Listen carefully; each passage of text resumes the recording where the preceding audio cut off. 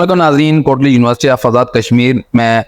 जिनसी ज्यादती के केस रोज ब रोज बढ़ते हुए आज उसने एक अरूज पकड़ लिया है। एक बार फिर कोटली यूनिवर्सिटी ऑफ आज़ाद कश्मीर के अंदर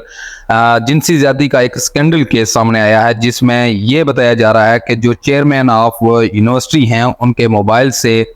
कुछ नाजायज़ तस्वीर, वीडियोस और कुछ मैसेजेस निकले हैं और उसमें यह बताया जा रहा है कि ज़राए से हमें मालूम हुआ है कि वो काफ़ी अरसे से लड़कियों को वो ब्लैकमेल कर रहे थे। लड़कियों को नंबर की लालच देकर, उनको पास करके, उनको डिग्री की लालच देकर उन लोगों को, लड़कियों को वो ब्लैकमेल करके उनके साथ जिनसी ज्यादती के वो स्कैंडल्स बनाते आ रहे हैं। तो एक बार फिर ये स्कैंडल चला है और इस वक्त जो वालिदैन हैं, जो उनकी बच्चियाँ यूनिवर्सिटीज़ के अंदर पढ़ रही हैं, अब वो परेशान हो चुके हैं, जिनका ये कहना है कि हमारी बच्चियाँ इस यूनिवर्सिटी के अंदर पढ़ती हैं, ऐसे माहौल में हम अपनी बच्चियों को कैसे भेज सकते हैं कि जिस अदारे के अंदर वहाँ के जो उस्तादज़ा हैं वो, और जो वहाँ के जो वाइस चांसलर हैं या वहाँ के जो चेयरमैन हैं, अगर वो आप बच्चियों के साथ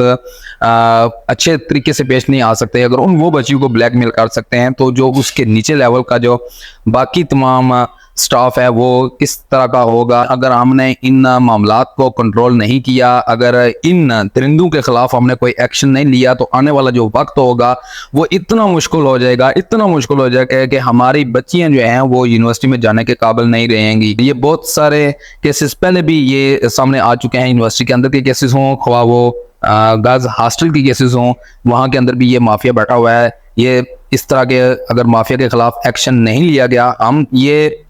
अपनी वीडियोस के जरिए पुरजोर अपील करते हैं कि इस मामले की जल्द इंक्वायरी की जाए।